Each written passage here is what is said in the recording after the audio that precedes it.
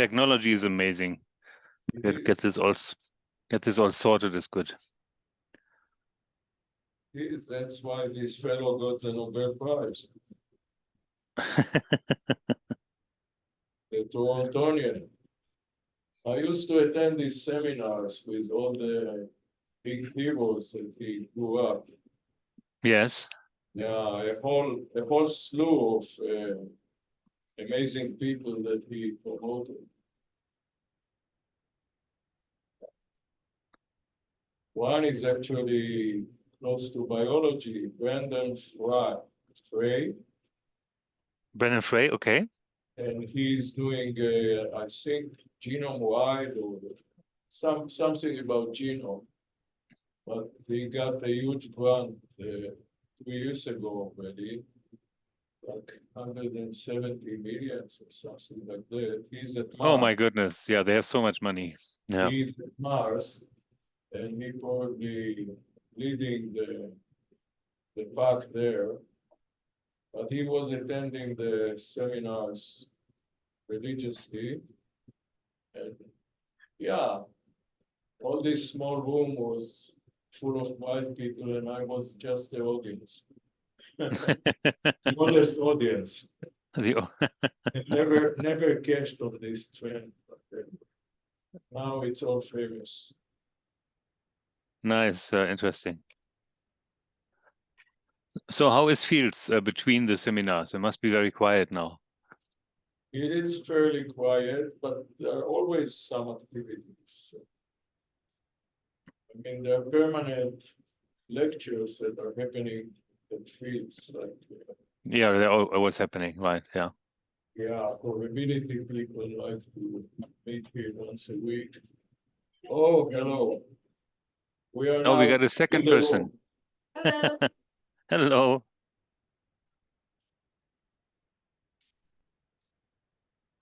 I need to make this picture bigger. I cannot see who that is. Katerina.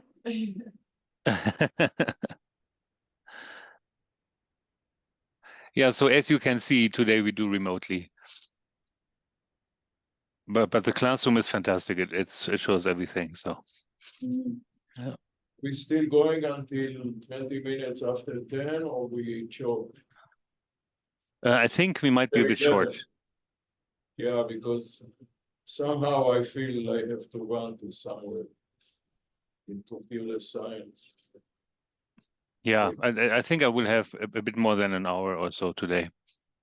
More than an hour? A little bit more than an hour, yeah. Okay. Well,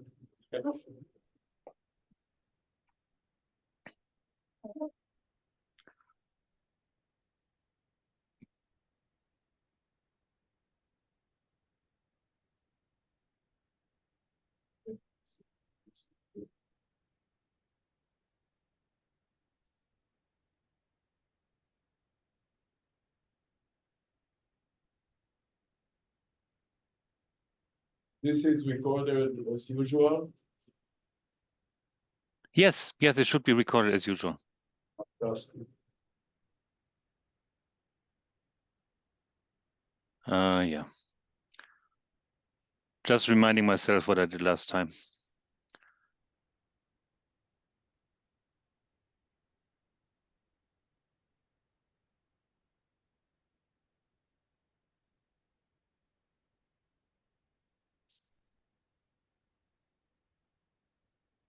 So let's go there.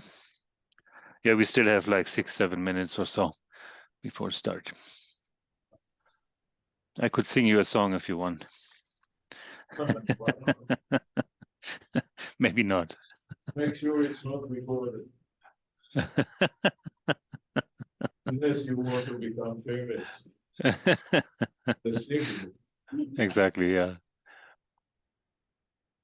Oh, the meeting is already being recorded. Yeah, it says it here on top. So good, all right. The poor people who have to listen to our conversation then, if they watch it. Well, I'm sure But there will manage. maybe they cut it out. Maybe they edit the things.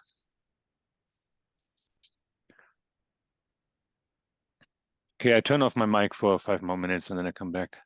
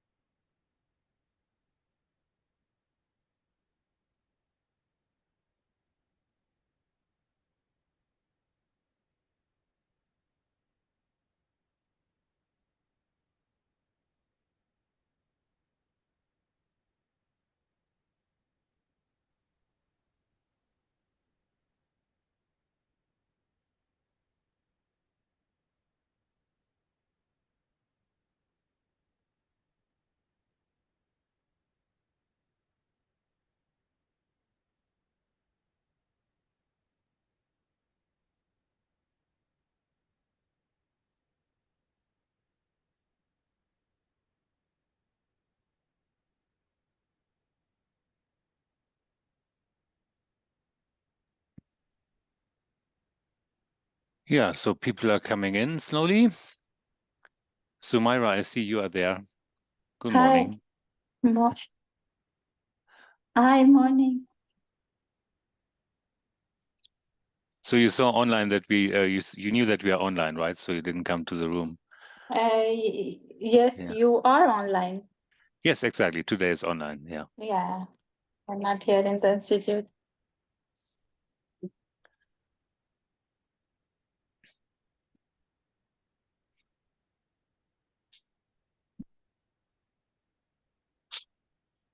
So what time do we have? We have 8 o'clock, right? On this clock it's 8. There's 8. Ah, we can slowly get started. Okay. Mhm. And people will come in. So maybe I talk some nonsense first until everybody is here, and then I talk about the real stuff. So I find actually it's a little bit disruptive, right? That we have weeks where are lectures, and then we have weeks where there are no lectures because of the conferences. And I apologize for this. But having lectures during conference weeks is just impossible. There's just too much going on. So I hope you bear with me, and you need to mark your calendars. When do we have lectures? When do we have not lectures? And then come to the lectures. So today I'm online. I'm in Alberta. Actually, I'm in Banff. And Banff at this time of the year is absolutely fantastic. So I mention this just because several of you are from very different countries. So Banff is a national park, is mountainous. And if I look out the window here, I see the mountains covered by forests. And then in the forest, there are these yellow dots of yellow leaves or trees with yellow leaves. So everything is green and yellow and the sky is blue and it's just really pretty at the moment. So nevertheless, I fulfill my duties and teach. Cannot hang out all day outside. And so today we do something exciting. We talk about the tumor growth paradox. And I will do this on the slides here. This is a talk I gave at a conference. And since I'm going to show a whole bunch of pictures and so on, it is useful to do it this way. But this is the first time, I think, where we can really benefit from what we did already, right? So we developed some mathematical theory for predator-prey models, for oncolytic virus models, for Michaelis-Menten reaction kinetics. And today we want to benefit from it. So that's why I would like to go back just quickly to the notes from last time. Here, this was the last lecture, where I talked about this matching, right? We had the inner solution, the outer solution, and then the matching. And this had to do with different scaling of time variables and so on. Using an epsilon, setting epsilon to 0. Yeah, the epsilon is looming here on the top left a little bit. And then I told you about geometric singular perturbation theory, and we related this to a slow manifold. I have one picture in mind I want to show down here. So where then in phase space, X and Y, we could identify the slow manifold M, and then the fast dynamics brings us on the manifold, and the slow dynamics moves us around the manifold. And this is what we're going to use today for the tumor growth paradox. So you should see this method. Yeah, you should see this method kind of the prince. And then the problem I show you today is kind of the princess, which is captured by a cancer. And the prince comes in to rescue everybody. So there's one microphone still on. Who is this? See? No, it's good. Okay. So back to my cancer growth paradox. Now, as I'm on the internet, you can freely use the chat. I can actually see this nicely now in here. Okay. So this has to do with the modeling of cancer stem cells. And of course, we have heard about modeling of cancer stem cells already from Natalia. So we have background there as well. So we should be ready. We have the prince, which is the singular perturbation theory. So then what is the Natalia Komarova is maybe the queen. She put together the cancer stem cell modeling. And so now we want to solve it for the tumor growth paradox. So what is this? Well, first of all, Alexandra Shinta, she's a PhD student of mine, and we wrote a book chapter about this as well. Okay. So then, so here's the problem. This indicates the tumor growth paradox directly. The tumor growth paradox is the observation that if you treat a cancer and then stop treatment, the tumor might come back bigger than it was before. So, okay, so there's a tumor, and if you would leave it growing, it would continue to grow. But if you start treating it and then you stop treatment before it's eradicated, it grows back, and then it grows back even bigger than before. And this happens a lot in clinical practice. This is a common theme in medicine. But here, what I show you here in this paper in Molecular Cancer Therapeutics is this is an experiment where this was done on a petri dish with cancer cells. And so on this graph here, just look at the blue signal, the blue bars. The blue is the control. These are cancer cells. I don't even remember which ones. Yeah, these are tumor cells, and they are exposed to radiation. And you see on the bottom 0 gray, 4 gray, and 8 gray. And then they measure the tumor size, or in this particular case, the tumor invasion into neighboring wells. Based on the radiation. And you see, as you increase the radiation, you also increase the invasion. So, but with 4 gray or 8 gray, they invade much more than they did with zero treatment. And then the same for the green signal. The green signal is modified with anti-VEGF antigens. And then the metastatic cancer does not react in the same way. So that's the red signal that goes down with the increased radiation. But the blue and green, they go up with increased radiation. And they shouldn't do this. So what is going on? Question? Yes. I wonder about this paradox because if we didn't do anything, the tumor may grow anyways on its own. Yeah, isn't it? That's right. Exactly. Yeah. And then another comment, once you radiate or do any other treatment, it's like a spring that you suppress. And then when you let go, of course it's expanding. Oh, this is a nice image. Yeah, this is a very nice image. Thank you, Itaram. Yeah, so It's these are like questions. pendulum. It's like Yeah. pendulum with overshoot. You're right. You're right. So I leave these unanswered at the moment because this is actually the motivation for this lecture. So how can we make sense out of this? And what does it mean for the treatment? So should we all of a sudden say, hey, we don't treat anything anymore? So this is probably not the right conclusion out of this. Okay. Here's another paper where they just read the citation in the bottom here. Recently, ionizing radiation has been shown to enhance invasiveness of surviving tumor cells. Same story, right? So different paper, same story. That increasing the death rate of the cancer will increase invasion. Makes no sense. So then here in this paper, yeah, further questions? Okay. So in this paper, they give an idea who could be responsible for this. And these are cancer stem cells. So here is accumulating research indicates that glioblastoma contains cancer stem-like cells, CSC for cancer stem cells, which are radioresistant and result in therapeutic failure. And then further, they give another argument why stem cells should be responsible. So that's the idea. So the tumor growth paradox might have to do with the presence of stem cells or cancer stem cells. And yeah, and this is what we have learned about a few weeks ago as well. So that's where the modeling starts. So I want to do a model for cancer stem cells and then see if something like a tumor growth paradox arises from the mathematics which underlies this model. Okay, so we slowly move into the math area, the math modeling. Now, cancer stem cells, yeah, Natalia talked about stem cells in general, for example, in the hematopoietic systems. These are cells which regenerate all other cells. So they're at the top of the lineage, and then they regenerate red blood cells and white blood cells and immune cells, etc. Now, the same idea is used in cancer stem cells, that these are cells which are self-renewing, and they're able to repopulate a new tumor.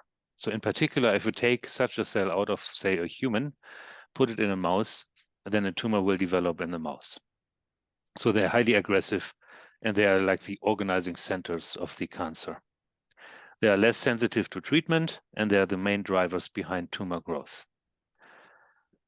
And all the other cells I call non-stem cancer cells. Again, back to Natalia's model, you can have a long lineage of transient amplifying cells and fully differentiated cells. I lump them all together into tumor cells. And these are unable to repopulate a full tumor on their own, but they are more sensitive to treatment. Okay. And so let's talk about the modeling of cancer stem cells. And there is already an interesting discussion in the literature because people are not quite sure which model should be used. And also this came up in Natalia's talk as well. So here I show you three schematics how a stem cell model could look like. And let's highlight the first one here on the left. So you have a cancer stem cell, and then if a stem cell divides, a few things can happen. So you can either get two stem cells, which is symmetric division into 2 stem cells. Or you can have a stem cell replacing itself plus a tumor cell, so which means a differentiated tumor cell. Or you get 2 tumor cells, which are not stem cells. So that's a fully committed symmetric division. And mathematically, we can associate, let's say, a mitosis rate, K, and then probabilities, alpha 1, alpha 2, alpha 3, for these 3 ways to do that. Or you go to the middle one, and you just assume that the cancer stem cell, mother cancer stem cell, replaces itself, and one daughter cell is either a stem cell or a tumor cell. And then you parameterize with the mitosis rate K, same thing, but then with the probability delta, one daughter cell is a stem cell, and with the probability 1 minus delta, the other daughter is a tumor cell. Or, if this is not confusing enough, you only look at symmetric divisions. So either they symmetrically divide into 2 stem cells or symmetrically divide into 2 tumor cells. So why do I do this? I'm not in the business of confusing students, or maybe I am. I do this because this happens in papers, right? If you open papers on stem cell modeling or cancer stem cell modeling in particular, you see all 3. You see all 3. And then I have been at a conference where people would end up in long discussions. Which of these should you use, 1 or 2 or 3? And yeah, you're listening to me, you can make up your mind just by looking at this. Which is your favorite? Ta-da. Okay. So I want 1 to... and 3 are the same, no? The consequence of 1 and 3, the outcome, is the same. Yes, No? you're right, and you are ahead of myself. Very good. So, but still, nevertheless, I want to go through the modeling, and then indeed, I want to show they're all the same. So let's do this. Let's start with the first one. Maybe I call this 1, and now I can use my pen here. And it's also good practice just how to come up with a model for these kind of things, right? So we use the idea which we used for chemical reaction kinetics. So we have an arrow diagram, and we want to make it into a differential equation system. And we have to worry about 2 variables, right? Cancer stem cells and tumor cells. And these are the only 2 ingredients which we have. So here in my notes, I call them U and V. Let me just see how I call them in my slides. There might not always be... Oh, there's my thing. So, okay, U and V. All right. So then let's see, call the cancer stem cells U, and then the tumor cells V. And what we want is ODEs, so U dot and V dot, which is the time derivatives. And then we just balance all the actions that could happen, all right? And so for the U, so for the cancer stem cells, first we have a loss with the rate K, okay? So minus KU. This is, they go into mitosis.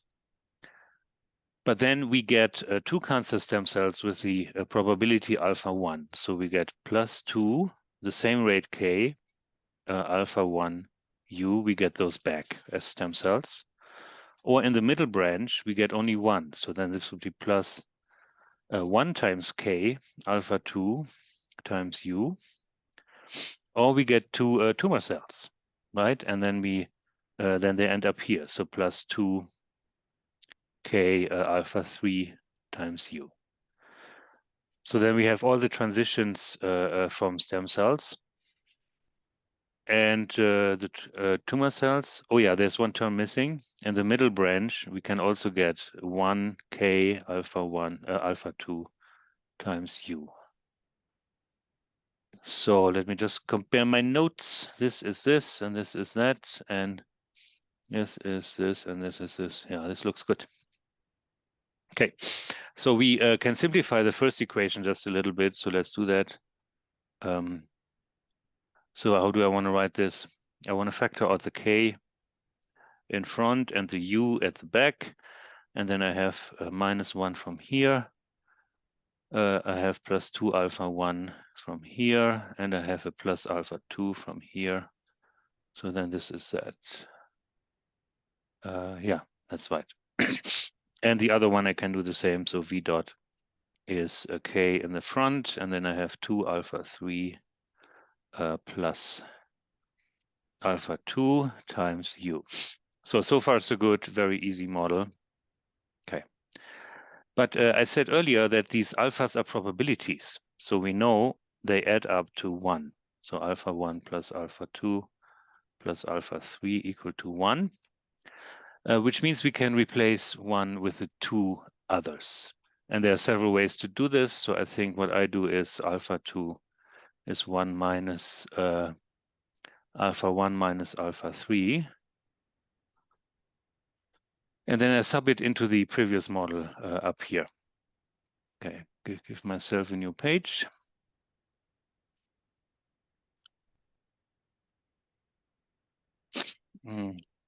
So alpha 2 goes in there. So then we get U dot equals K minus 1 plus 2 alpha 1. And now the alpha 2 replacement plus 1 minus alpha 1 minus alpha 3 times U.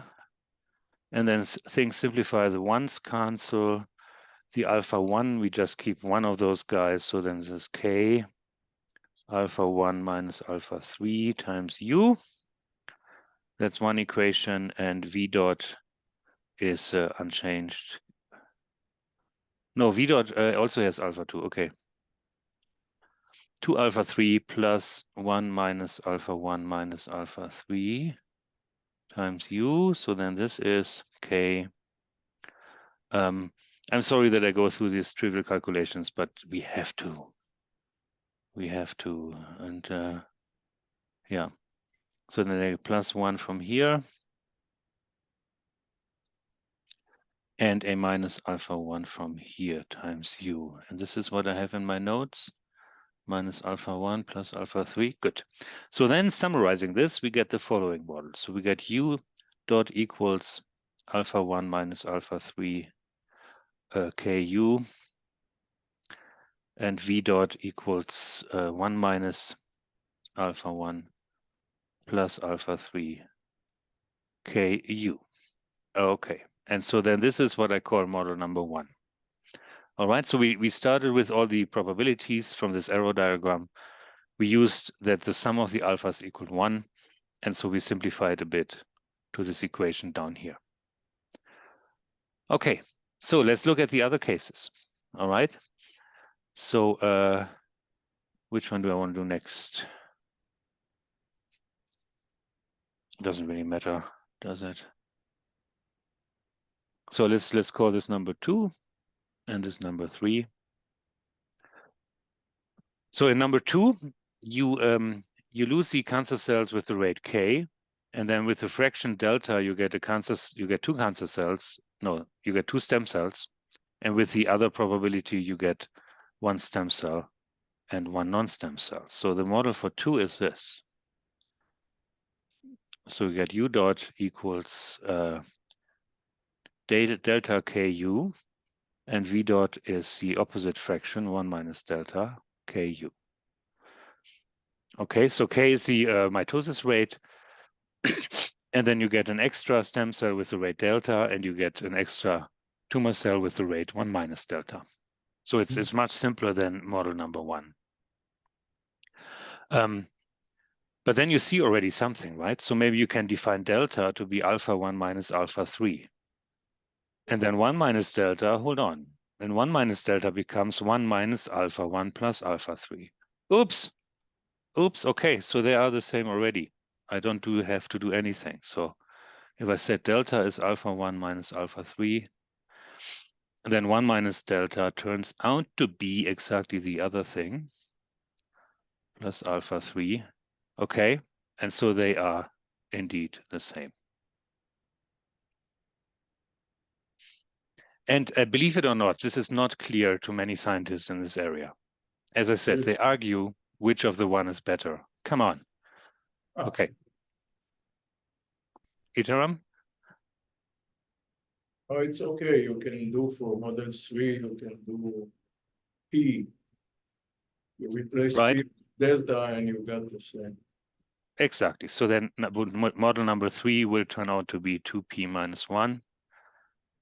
Ku, and V dot is 2, 1 minus P Ku. So let me just go back to model number 3 just quick. Here the difference is number 3, you only consider symmetric division. So you either get 2 cancer stem cells with a probability P, or 2 new tumor cells with a probability 1 minus P. And you do the same thing, you balance it out like I did in the other cases, and then the model 3 becomes this. Okay? And, well, right, so then you can say the delta is 2P minus 1. And then what is 1 minus delta? 1 minus delta is 1 minus 2P plus 1. No, I don't want 1 minus delta. Well, no, it's okay, yeah. Which is 2 times 1 minus P, which is a term we have right here. So they're also the same. My goodness, all this effort, all this fuss for nothing. Now, so this here is what Natalia used in her talk.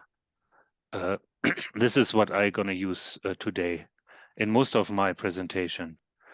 But now you can be sure they're just all the same. Okay, on this I need a sip of water.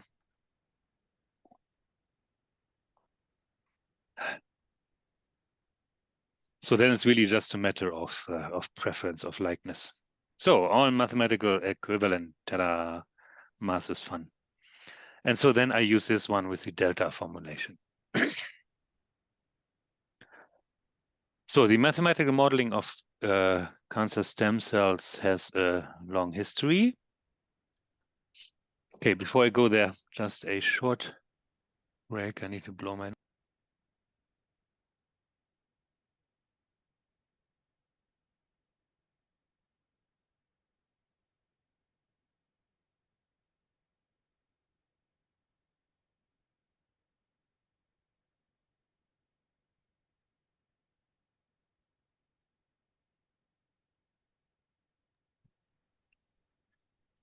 Yeah, so as you can see, this research essentially started about 2006 with the papers by Ganguly and Puri and Solé, and also Dingley and Misher.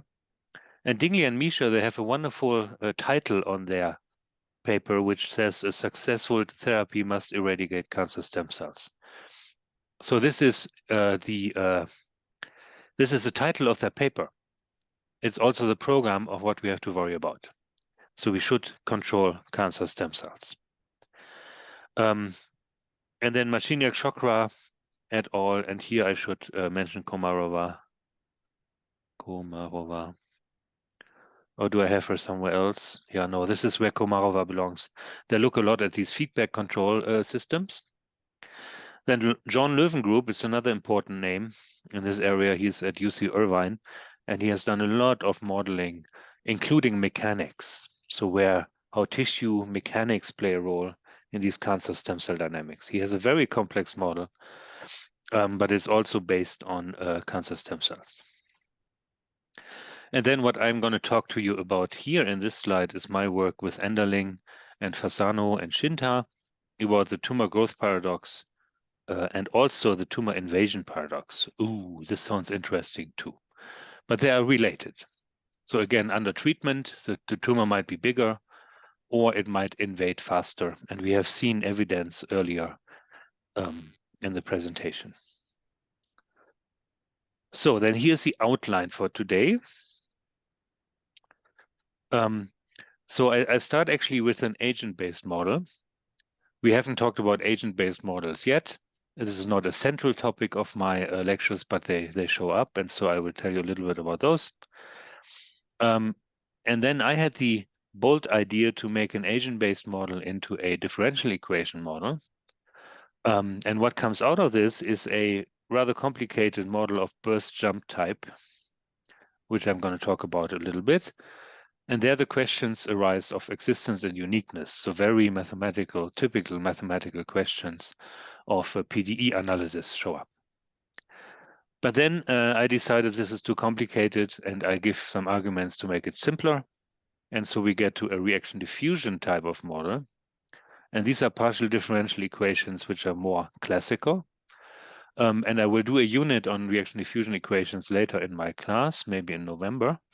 But they show up here already, and so I show them to you already. And they are still too complicated. I'm a simple man. I want to do ODEs, so then I simplify it down to an ODE model. And this is then the basis for our geometric singular perturbation theory. So there I use our prince for the rescue,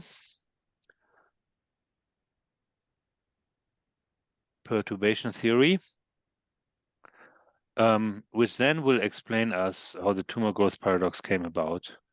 And once we understand this, we can go back and understand how the tumor invasion paradox comes about.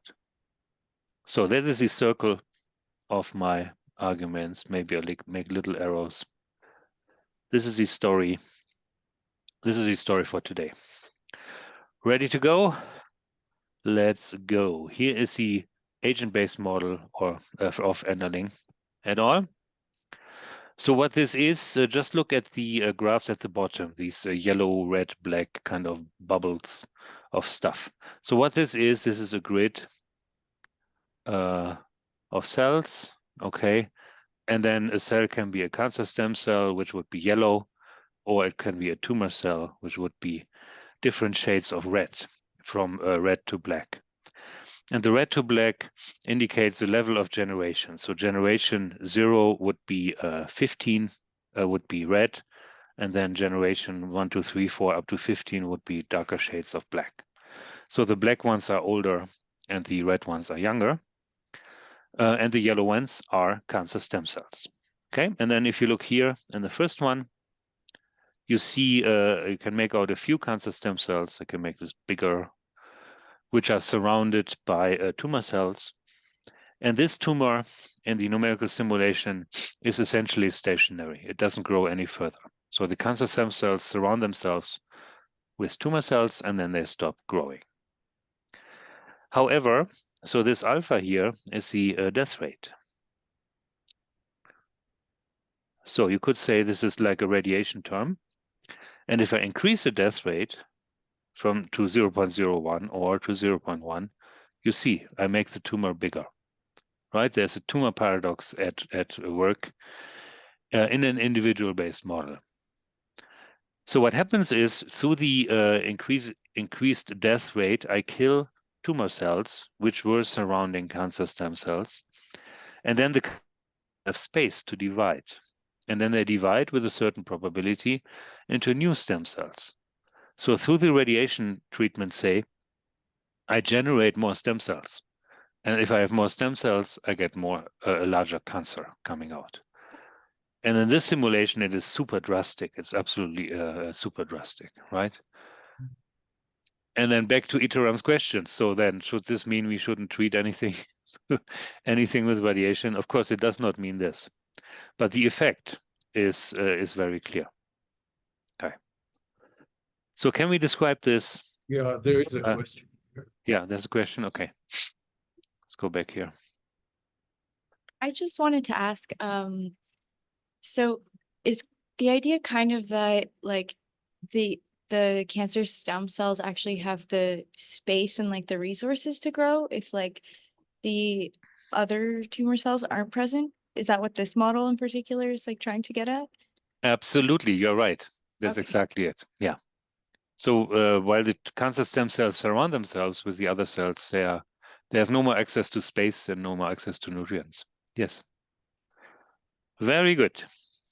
Do we know how they are generated, the cancer stem cells?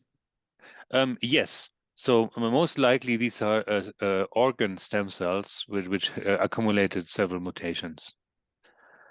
So I think people believe that they come from normal stem cells. For example, the liver has liver stem cells, and they can become cancerous. Yeah. And back to the first diagram that I believe everybody remembers, you talked about division, but you didn't talk about differentiation. And I think we started with everything cancer cells, right? And Yeah. then they become tumor cells. So that's a mitosis, right? So, Yeah, that's a differentiation event which happens during mitosis. Yeah. okay, so that's a So this differentiation part. that Okay, is a differentiation path. Yes. yeah, Yes. thanks. Okay. So here is the using the same model of Enderling for an invasion problem. So the figures are a little bit different. So here I have space on the x-axis and time on this axis, and you can see how the tumor in yellow invades into the blue area. The blue area is healthy. The yellow area is tumor. And you see how it invades. And then you can estimate the invasion speed by plotting this red line right on the boundary of this invasion figure. And the slope of the red line, or actually 1 over the slope of the red line, gives you the speed of invasion. And then you can also see for 0 alpha, let me change the color here.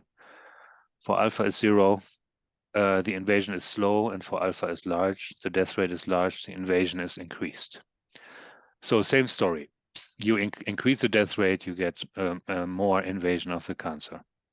So we are all in trouble. So now let's use math for the rescue. So this is the PDE birth jump type model, which we came up with as an analog of the individual based model.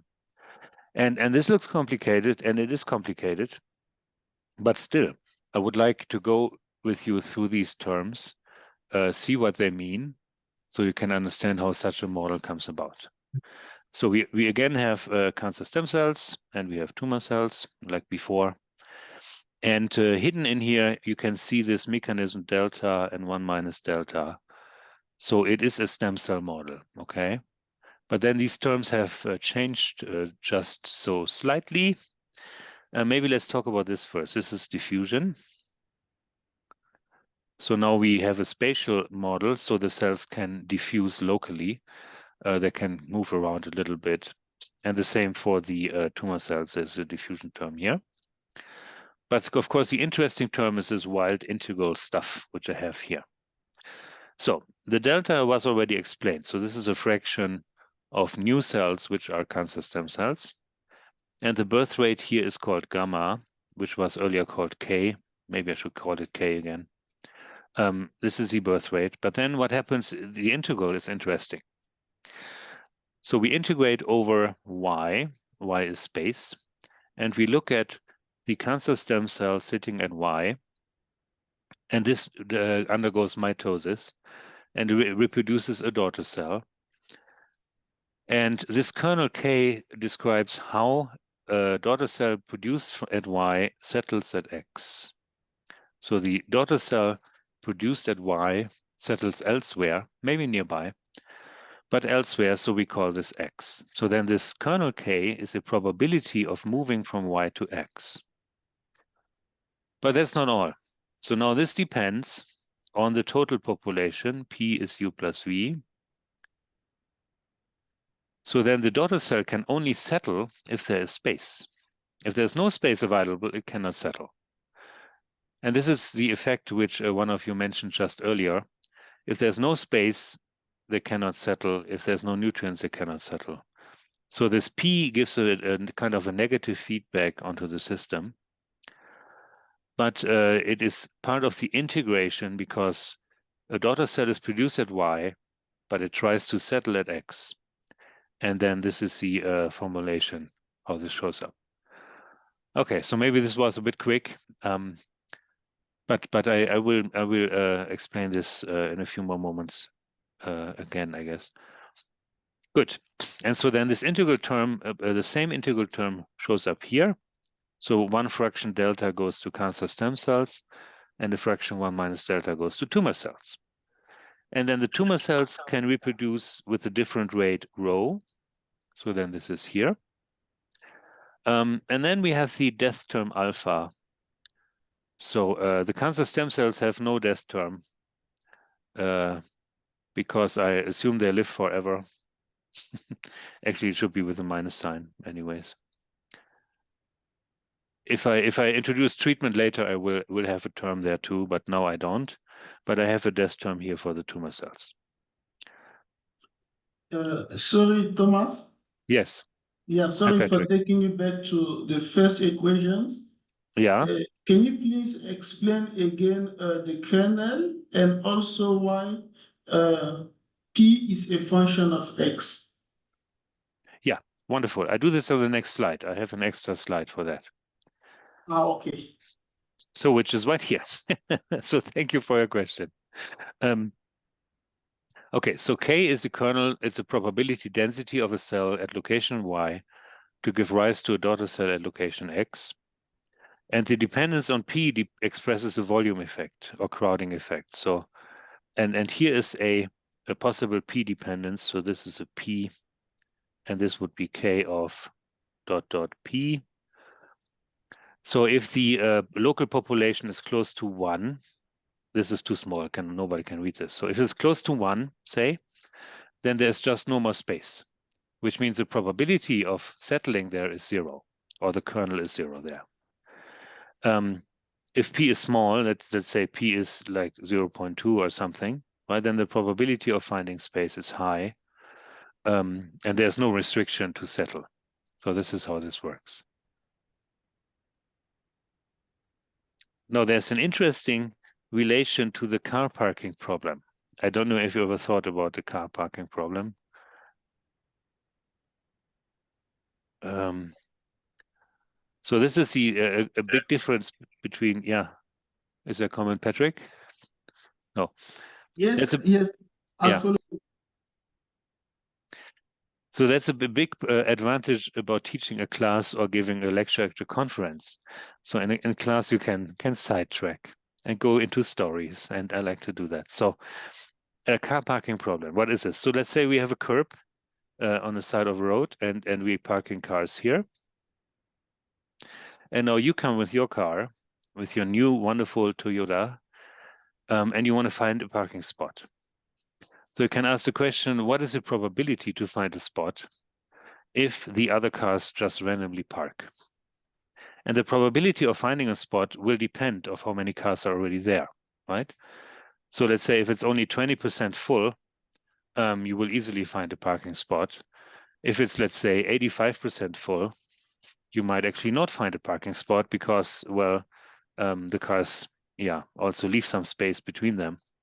So maybe 85% full is pretty full. And this is what this curve describes.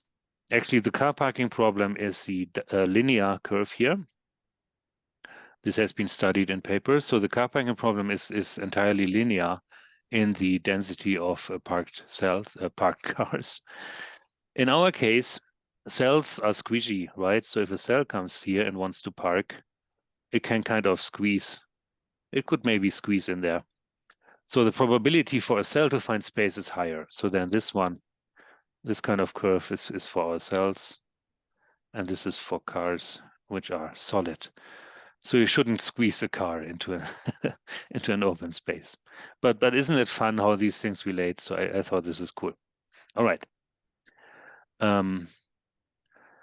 So back to the monster equation, which is number 1 and 2 together.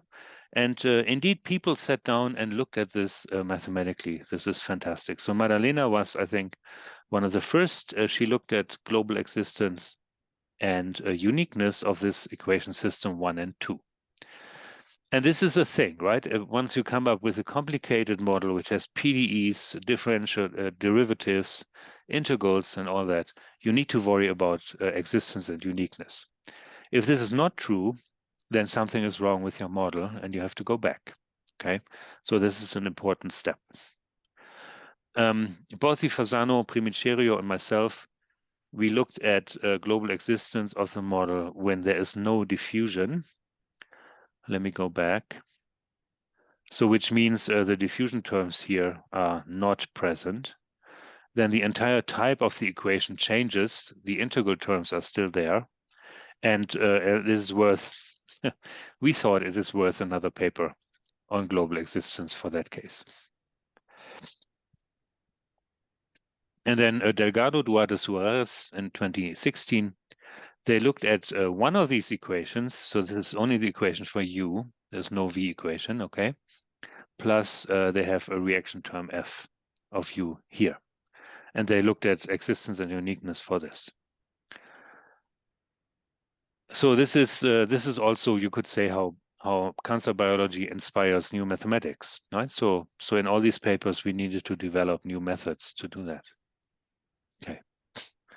But this is not the topic of this lecture. I would rather come back and explore the tumor growth paradox. We still haven't explained how this all works. Okay. So what I next do is I get rid of the integral terms. They're still too ugly to really work with. So I look at the kernel here, and I assume it has a product form.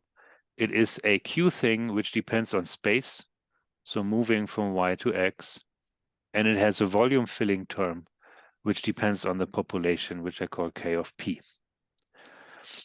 And then I can do a moment expansion of the kernel.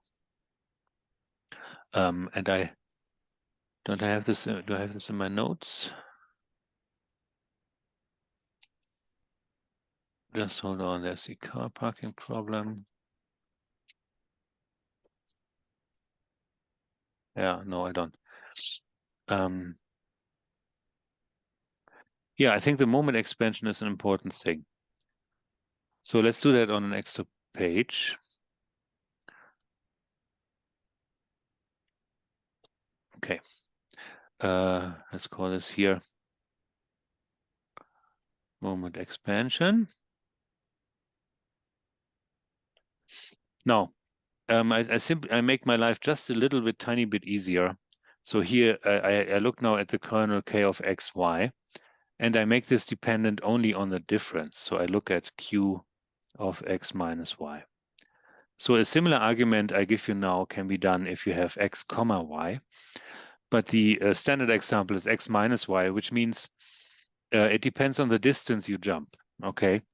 So X minus Y is essentially the distance from Y to X. And so this kernel depends on the distance you are jumping. So let's do the moment expansion for this. You can do it similar for the more general case, but let's do it for this. So then the integral term becomes something like this, Q of X minus Y, U of Y dy. And I also throw away the time derivative just for the sake of this argument. So this is a term then we have to worry about. And this is a convolution, right? You know the convolution notation as well. And we know that convolution, we can put the X minus Y thing either way. So we can also write this as an integral omega Q of, let's call this Z, and then U of X minus Z or something.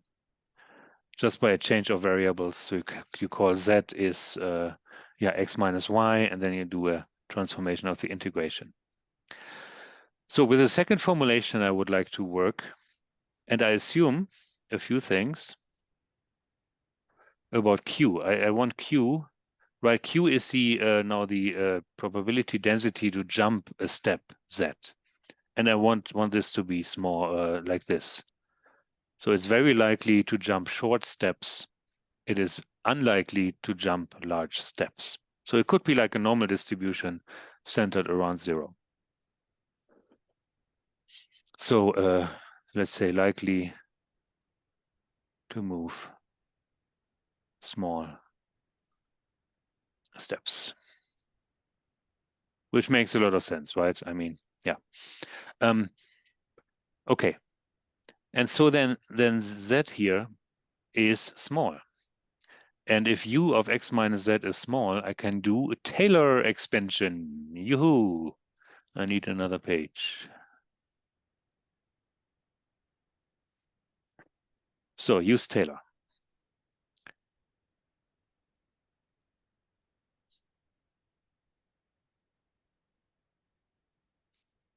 Okay, who can do Taylor? So I continue with the second formulation from above. Integral omega Q of Z, U of X minus Z dZ. Now we kind of say Z is small. So we get an integral omega. Q is unchanged for the moment. So we get U of X minus Z times U prime. let's do it one-dimensional. So u prime of x, and then plus, what is this? Z square over 2, u double prime of x. One more, so minus z cubed over 6, u triple prime of x, and so on. Okay, so that's all in the integral, so we still have a dz to carry around to complete the integral notation. So far, so good? All right. Now let's put this together. So then this is, the interesting bit is now that all these u's here depend only on x, and this one, and this one. But we integrate on z. So we can split this up into individual terms and take all the u terms out of the integration. Yeah, so let me do this. So then the first term is a u of x integral q z dz. All right. The next term will be a u prime, right? So we get a minus u prime of x integral z q of z dz. And then the next one will be plus u double prime half integral z square q of z dz. And guess what the next one is? U triple prime of x over 6 integral, no, I lost my marker, integral z cubed q of z dz. And so on. All right, I think you're all with me. Why do I fill the pages so quickly? I think these are different format pages. Yeah, it copies the format of my presentation. These are small pages. Good. Good, good, good. So here we go. Right. And so let's look at the first term now. This integral of q, change my color, this one, is equal to 1. Right? Q is a probability distribution, so it should integrate to 1. So then the first term becomes just a u of x. This is 1. Now the next term, I didn't really say much about this, but this is the expectation of the probability distribution q of z. And as I indicated in my graph, in my picture, the expectation is 0. Here, I assume a symmetric kernel. So then this would be 0, let's say, if q is symmetric. Okay, nice. Then the next term, this one here, this is the second moment, and I don't know much about this. Well, it is the variance, right? It's the variance of this distribution. So second moment. And I give this a name. And now let me choose a name which I give it in my presentation. So I need to come back, and I call this B. Okay. So then this term becomes actually, yeah, let's call this B u double prime, where then B is the second moment divided by 2. I have this 1/2, so I put the 1/2 into the B as well. And then the third one here, this would be 0 by symmetry as well. And if you want, you can have a fourth order term, which you could add there as well. So the B is not a good B. Make this B. Nice. All right, so then, yeah, and we should say approximately equal. This is not equal. I did an approximation here using the Taylor expansion. So then, going back, do I get this onto one slide? Yeah, so this term here, I approximate with the u term and the second derivative term. And everything else is kind of 0 by symmetry, or it is 0 because these are higher order terms. And this is what I do right here. Okay, so this is then, this has happened here. Now the k stays, this was unmodified. This gives you the volume filling term. So this is here. And here I wrote down again, integral of q is 1, and b is the second moment divided by 2. Yeah, I did the right thing. So this is what happened. All right. So back, well, time flies, amazing. So so now we can replace the integral thing in our equations by something which has a second derivative in space. And this happens right here. Okay, so the blue terms are now the replacement for the integration earlier. And this looks already a little bit nicer as a partial differential equation. Still though, what I do now is I throw them all away. Just like take out all the spatial dependence and just look at the kinetic part, that's called the kinetic part, which describes the dynamics as an ODE. And this is also a very common method for studying PDEs.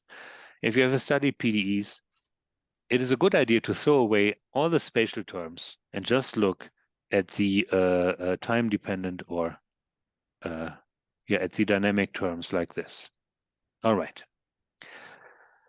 All right, so now we have an ODE, this for capital U and capital V, which has the same structure as before. So delta and 1 minus delta, this comes from the cancer stem cell model. Gamma is the birth rate, which is here and here. K of P is the volume filling term, which is the car parking problem essentially. So then these terms which are underlined together is the stem cell model. Then we have a death rate here. And here we have a reproduction term for the tumor cells alone. Okay, so this is actually a really nice model. This is no longer scary. It shouldn't scare anybody. And we can hope to do something here. And this is what we do now. So now for this model, we want to go for the tumor growth paradox. Now, me being a mathematician, actually, I want to define what do I mean by tumor growth paradox. And here's my attempt on a definition. So I say, let P alpha denote the total population, the total tumor population at time t with a non-stem cell death rate of alpha.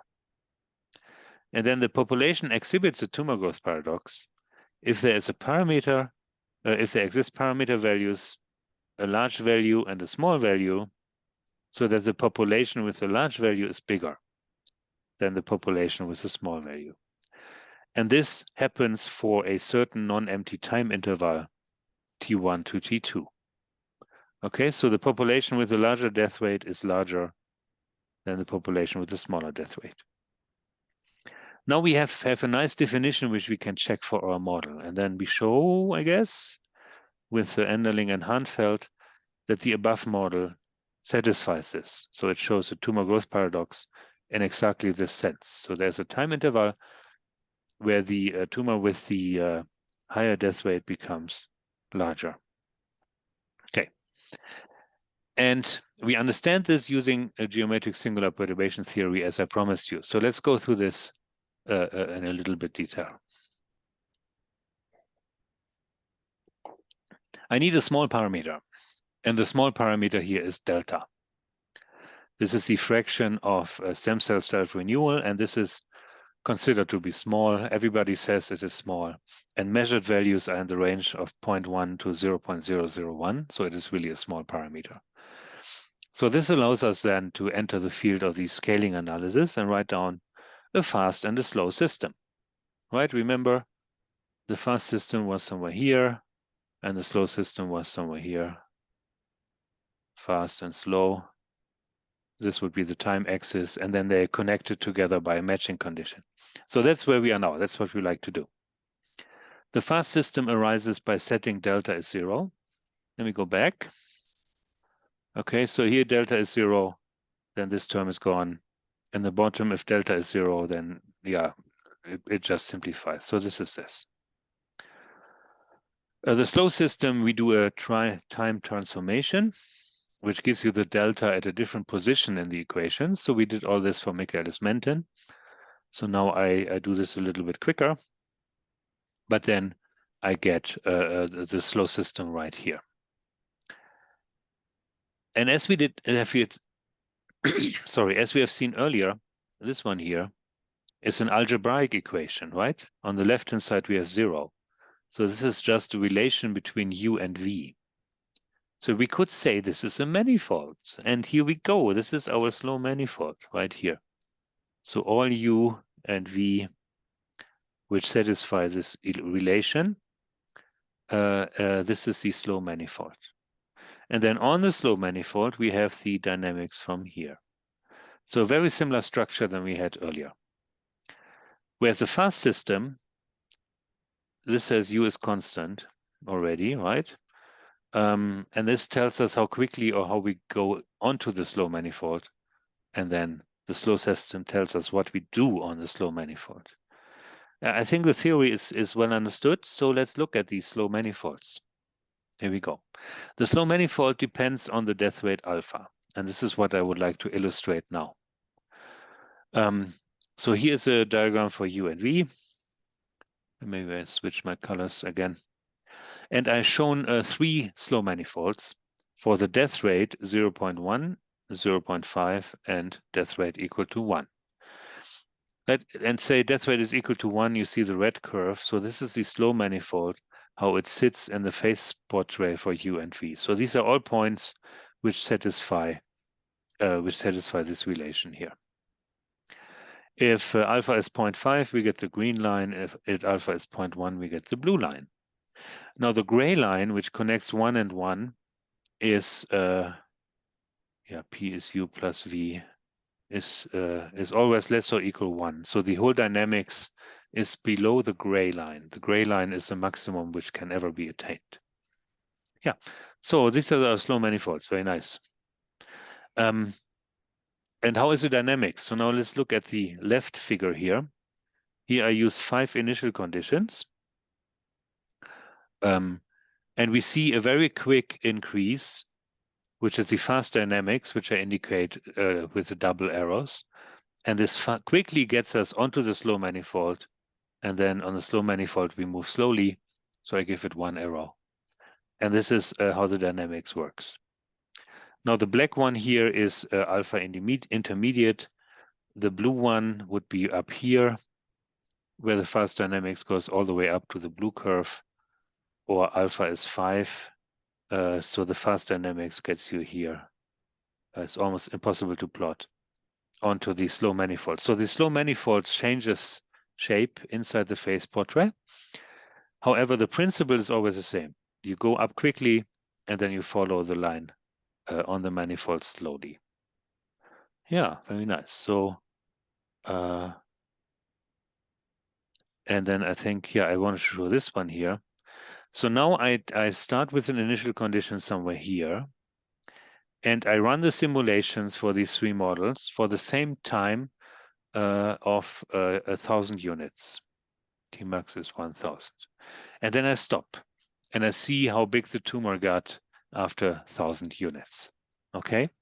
And so for a low death rate, alpha 0.1, you get just a little bit across this gray line. And this gray line corresponds to 0.9, which means 90% of the carrying capacity. The green line gets just across here, across the gray. But the red line gets much further across the gray and very close to 1. So this is maybe 0.98 already. So this is how the tumor growth paradox shows up. So you have a higher death rate, and then along the red curve, you actually advance closer to 1 here than you do in this case, for example. I think this is a really nice illustration how the tumor growth paradox works. It is actually not big, okay? So here we have, I don't know, we have a 0. Let's say 905 or maybe something like this. And here we have a 0.98, I guess. So the difference is not really large, okay? I must admit this. But the effect is there. The effect is absolutely present. And even more so surprising, this is now an ODE.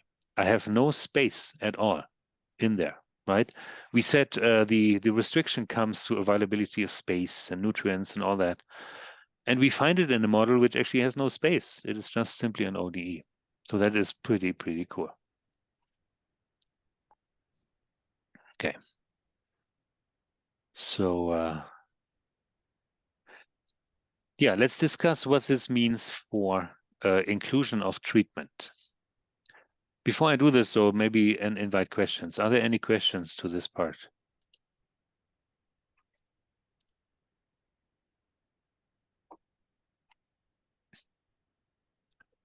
If not, this is great.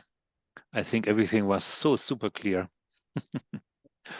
Okay, let's include treatments. So now I have a treatment term here and a treatment term here, same ODE model as before. But the blue terms are now something like radiation terms, right? It could be death due to radiation. And they have different sensitivities. So I call this RU and RV to indicate that there are different sensitivities to radiation.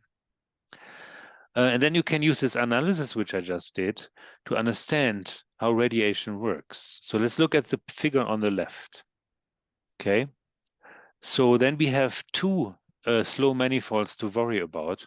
One is when treatment is on, and one is when treatment is off. And on treatment means the death rate is increased. So this is the lower one. So then this would be treatment on.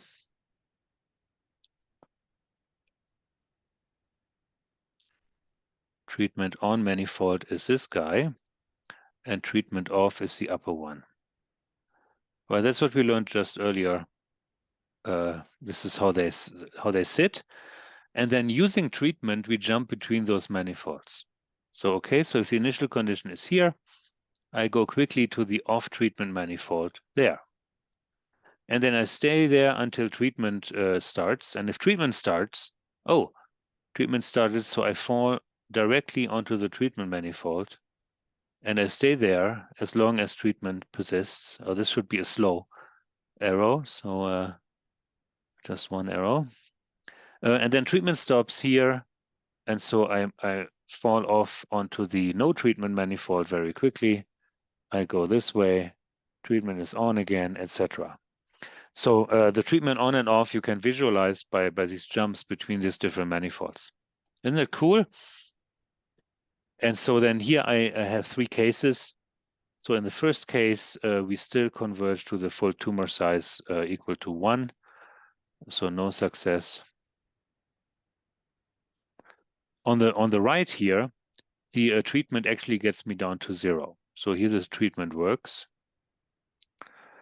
And then in the middle, I've set it up in a way that you end up in a periodic orbit. So this one repeats and repeats and repeats without getting worse and without really curing the cancer either. No, not periodic success, just periodic, that's it. Okay. Yeah, I think this is a really useful illustration of all this. Okay. So now it's a little bit after 9. Let me just have a little look here and what I wanna cover. So the TCP. I think I want to look at the invasion paradox. Yeah. No, we can do that later. Oh yeah, we come back to this when we do reaction diffusion equations. Nice. So then I finished today where I say back to the diffusion model 3. Okay, so I finish here. And we are here. Good.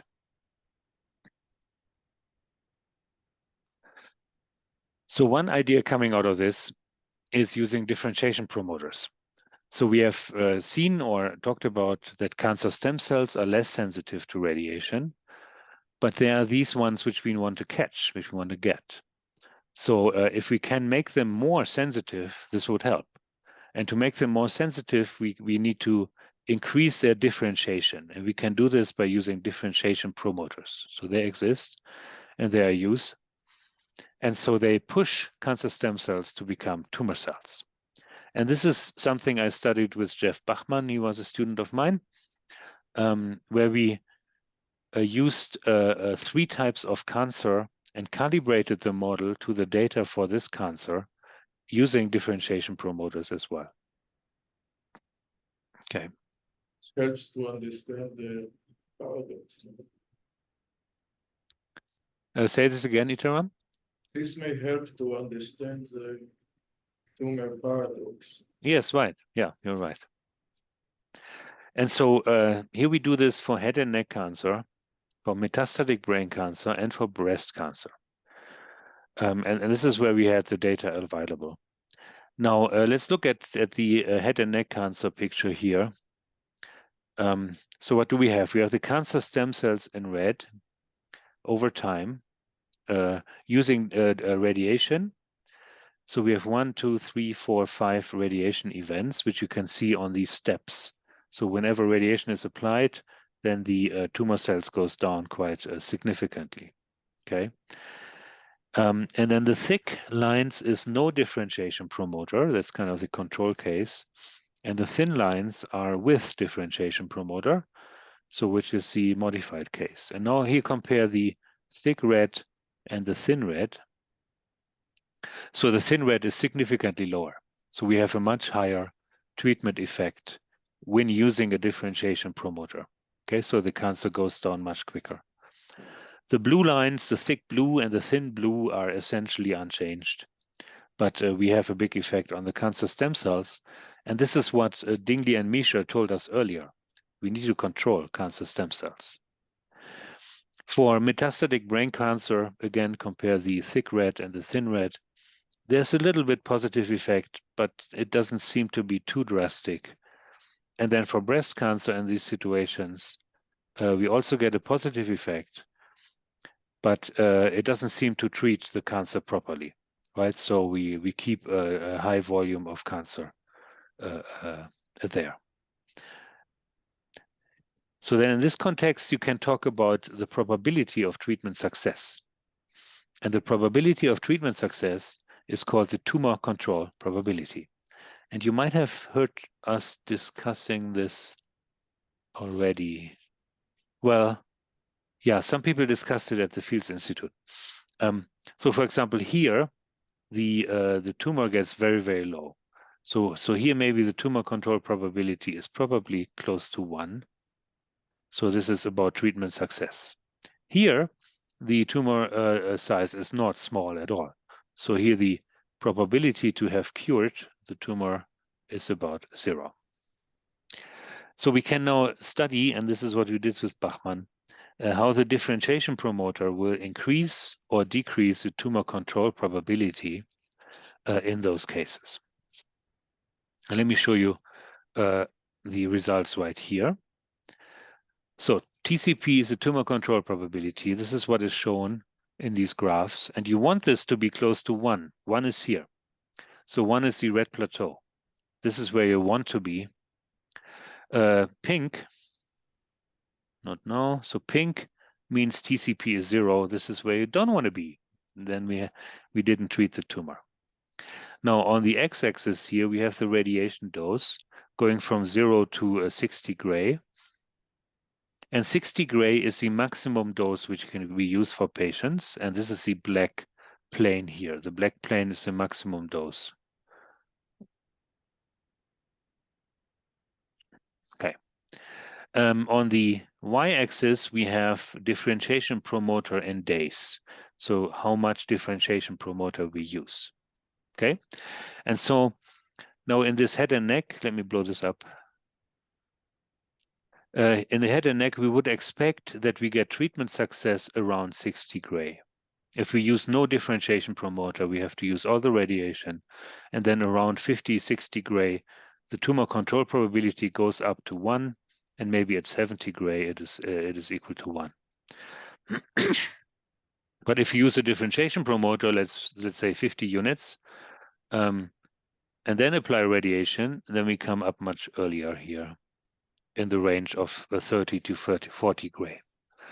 So then this can quantify for how much differentiation promoter you can reduce the radiation to get the same effect. And of course, this is a very useful information. Can we take it to the limit?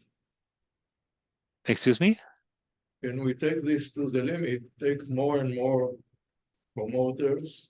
Exactly. Yeah, we can go to the maximum of differentiation promoters and kind of minimize the radiation treatment we need to use. Yes.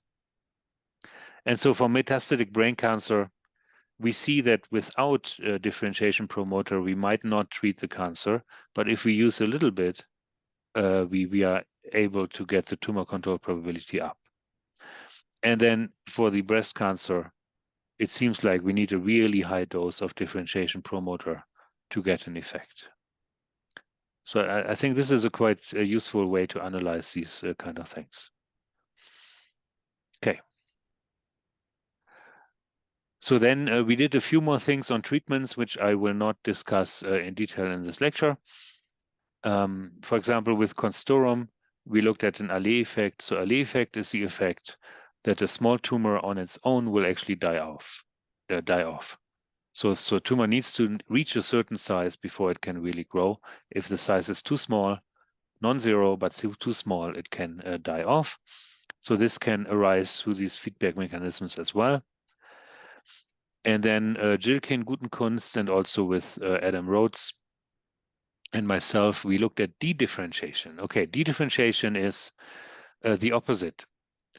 So now if you kill all the cancer stem cells, but you still have tumor cells there, they might say, oh, our bosses are missing.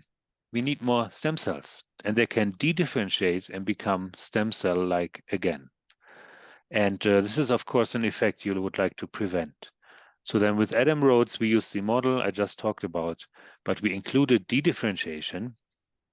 And there's a dedifferentiation promoter survivin, which can be inhibited by a survivin inhibitor YM155.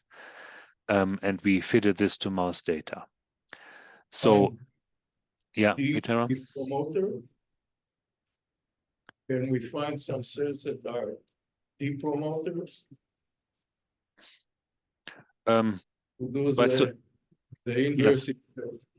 yeah, so survivin would promote this dedifferentiation process. And if we inhibit survivin, we inhibit dedifferentiation. And this is another model with another set of data, which I'm not going to go into detail, but I'm sure you can imagine, or you can get the flavor, right? We take this cancer stem cell model, which I talked about today, and then we add a few things about dedifferentiation, about a dedifferentiation inhibitor, and then we take the analysis from there. So I think the model here is a really good base. Let me go back. Yeah, no, maybe this model is a really good base to study these kind of effects. And then depending on the data which you have available or the process you want to study, you can add a radiation term, you can add a dedifferentiation term, or you can add whatever you want. Yeah, so this is a great place to stop today. Yeah, there's my red line. And then later I want to carry this for the PDE version as well, where we go back and include the spatial dependence terms. And I think this would fit really nicely into the lecture on reaction diffusion equations. So I do this later in the course. Beautiful, thank you. Any questions? I have a question. Yes. So it is interesting that the differentiation promoters can allow us to reduce the radiation because the radiation has like side effects, right? Yes, right. But do like promoters also have side effects? And so then we will need like to find a compromise or something? Exactly, you're right. Yeah. Yeah, they do have side effects. Actually, I don't know which ones. They probably, I mean, they will mostly affect the hematopoietic stem cells, like Natalia talked about, in the blood system. So they will have then consequences to your homeostasis of your blood, meaning white blood cells, red blood cells, immune cells, and this is where the side effects would arise. And absolutely, so there's a limit for these differentiation promoters.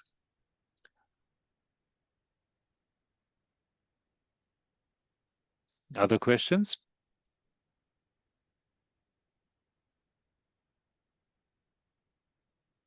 Yeah, if not, then on October 10th, actually, we have Natalia again, right? Yeah, Natalia comes back. And then the week after, I am back. Okay, thank you very much, everybody.